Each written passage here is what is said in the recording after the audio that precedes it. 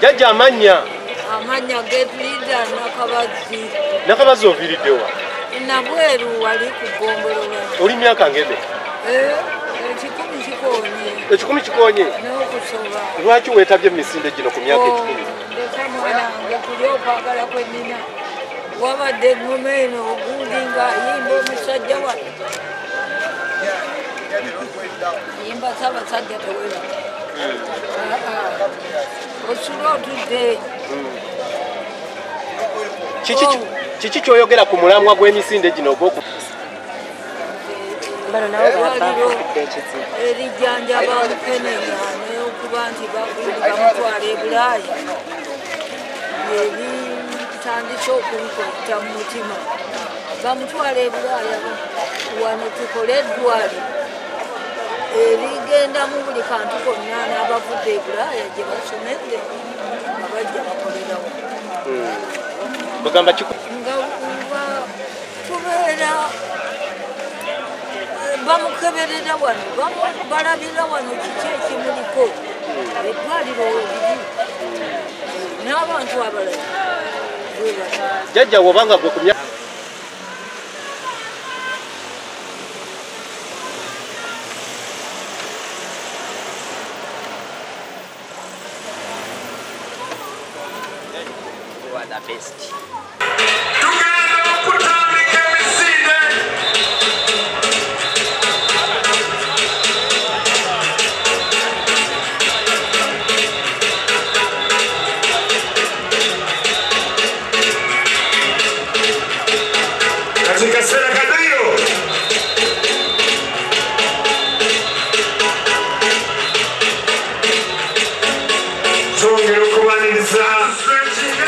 okusobola okulaba nti bw'ofuna obuzibu bwewaweza meya Sserunjo Gio Wettembe tukwaniriza Kawempe division omubaka w'Amawogola Banali Bukoleki Namuga tukwaniriza twongera okwaniriza baminisita mwena Honorable Ujinia Nasolo wabale kutwegatako abakilomita 5 nemugenda atuyitire ku jjanja ya Kabaka fenna tukomawo wano tuyitira mu geeti eno ku makubo waliyo amazzi mulumba mulumbi straight wakaliga buseka n'ebirala amakilomita 5 ne 10 awo muserengetera okukuba eri ku masengere bwe mutuuka ku nkulungo roundabout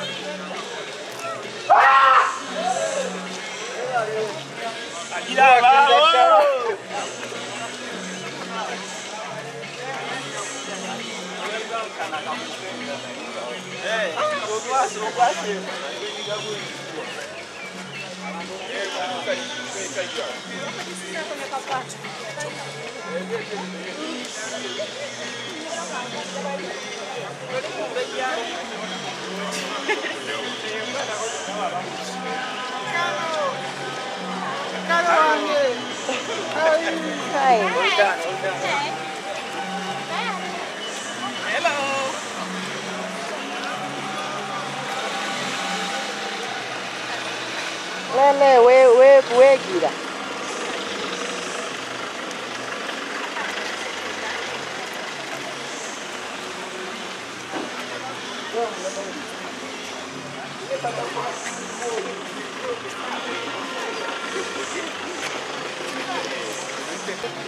Musibara tugere kulagezi mu ofisi gye tubatusa atukolettaano. Mudde mukamane mbwate muddangamu tusibuwalirako. Ngambye temuddangamu tusibuwalira tugenda mu matakolo tugamba tudde ku bulange gwabo. Banna.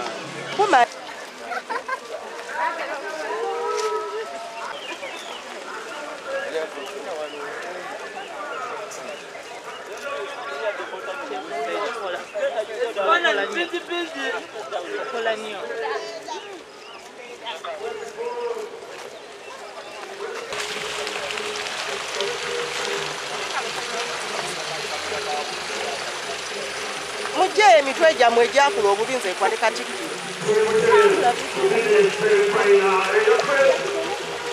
Era nze ndi wano nzize okudduka emisinde gy'amazaalibwa ga Ssaabasajja Kabaka. Ndi musanyufu nnyo kize omukwago omwaka guno 2024 eyegasse ku mugendo guno ogw'okulwanyisa mukenenya okusingira ddala mu baana abawala. Ate nga abaami be bakutte omumuli ku nsonga eyo. Naye tuzze kuba Ssaabasajja Kabaka atukubiriza twetabe mu misinde gino okulaga obumu Obuganda bwe bulina ku nsi yaffe Uganda.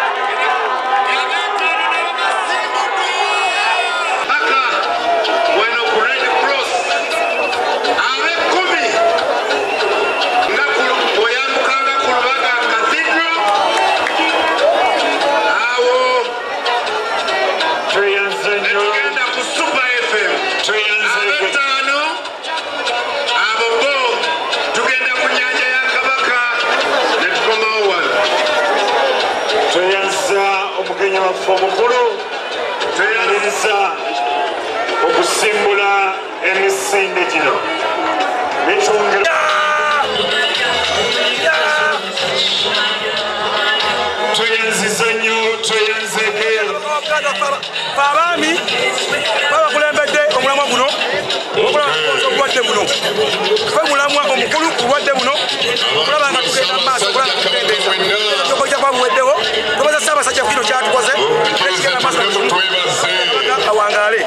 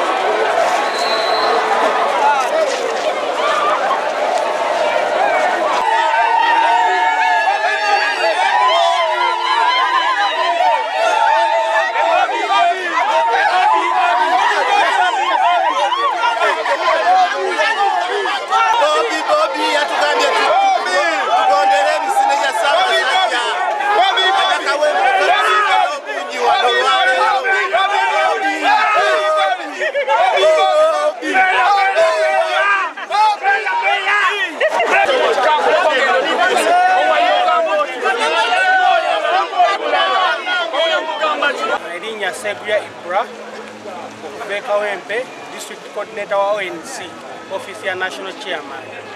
Antwala guno mukiso kwebaza Kabaka okuteekera embeera eno okulwanisa obulwadde mu bantu n'okwagala obulamu bw'abantu okubanga tuli balamu. Nenebaza His Excellency the President okubanga asobola okuwagira Obwakabaka n'okubanga abukkiriza bubeerewo bwa Buganda. Nenebaza Hajjati Adija Namyalo omulimu gwakoze okumobilizinga abavubuka n'abantu bonna n'abakyalo okubanga baagala Obuganda ne President His Excellency the President. Lwaki mwakyenyigiddemu nga aba Office of the National Chairman?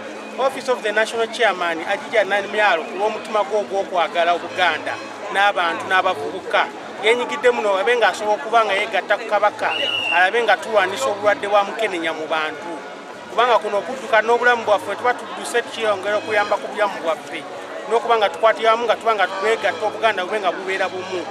Naye anaakwata ku Hajjati Adija Namyalo w'Ekyambogo ajja tulemengera bubaka kiboine eri abantu abajumbidde enteekateeka eno. Neebaza abantu bonna abasobodde okusituka ne beegatta ku mulamwa guno ogwa Kabaka RAN okubanga ffenna tubeera abalamu.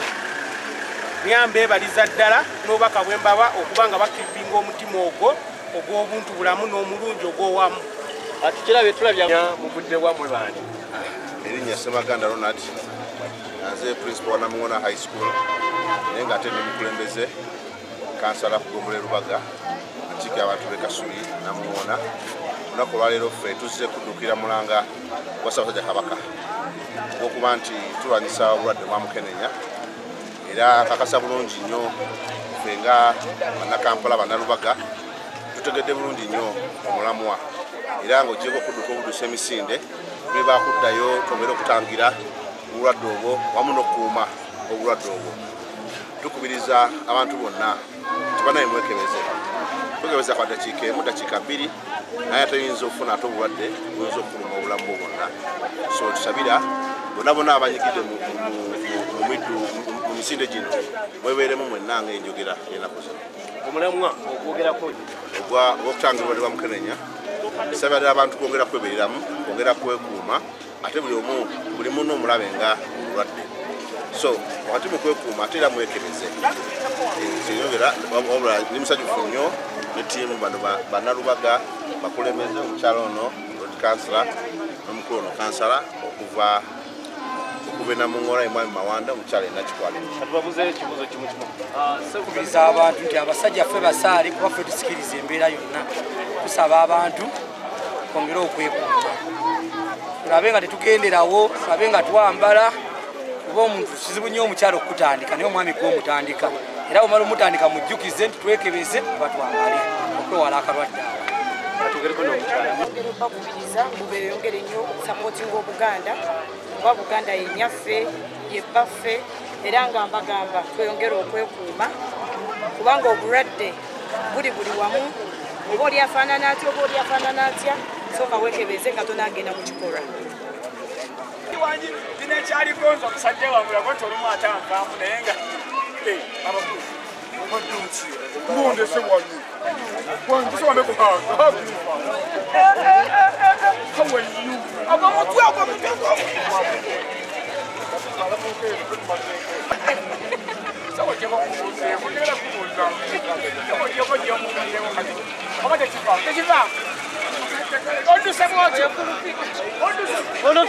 Amanya Zisali Isaac tusaba okwebaza Ssaabasajja Kabaka olw'okuleeta omulamwa ng'ayagala nga 2-3 nga tewaliwo mukenenya era tutta omukisa guno n'okujukiza gavumenti tulina abasibe baffe abaakwatibwa bonna bateebwe era bino Ssaabasajja Kabaka asiimye abasibe bonna bateebwe era tukyebaza ssebo Ssaabasajja ffe baani ssebo era nsensebuse Ssaabasajja asensebuse bonna babatee yonna njogera ku lwa Katonda n'ensi yange. Mulwanyisa mukenenya ddala. Era tumulwanyisa. Okujjako mmwe abatannakkiriza agende. Katayira sebo dusemeka 5.